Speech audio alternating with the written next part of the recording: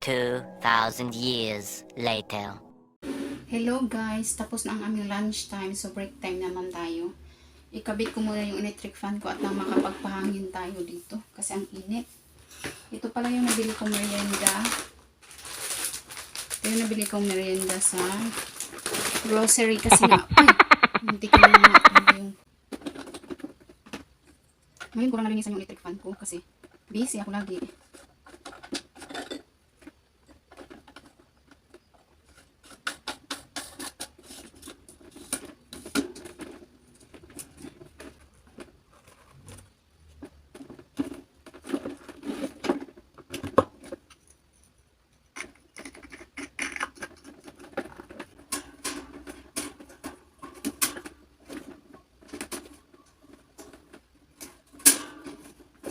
Pala guys, nabili ko sa grocery kanina, so switch muna tayo dito sa Myra E kasi ito lang yung kaya ng budget. Actually, ang ginagamit ko talaga na lotion is itong Nivea na blue, pero sa ngayon kasi itong kaya ng budget, so dito muna tayo.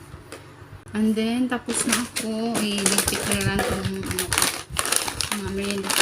Yung box na yan, nakita nyo yan, mga merienda yung laman dyan.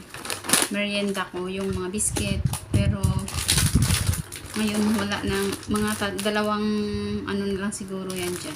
Dalawa na lang yung stock ko kasi mini merienda ko din naman yan. So mag ano muna ako guys.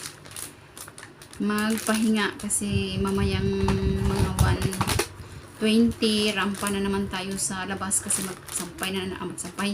magtanggal na naman ako ng sinampay tapos magtupi. So, dito yung kaldero namin nakalagay. Dyan. Tapos dito mga condiments yung iba. Tapos yung iba dyan is, yan si Ukasang yung gumagamit niyan. Kuha lang tayo ng 3 itlog lang yung gagamitin ko. Ayan, 3.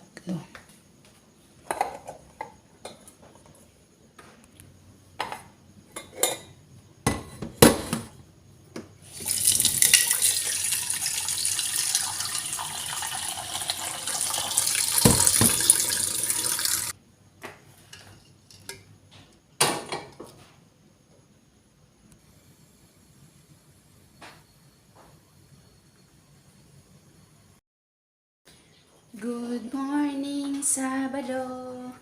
So nag-request sila ng breakfast daw namin, egg sandwich. So ayan na, naka-ready na yung aking mga gagamitin. Yung hinihintay ko na lang doon is yung itlog na binoboil ko. Hindi pa siya tapos. Ayan siya. Mga ilang minutes na lang yan. Luto na rin yan. Ito yung bread na ginagamit namin guys. Fowa. Fowa ba yan? Fowa.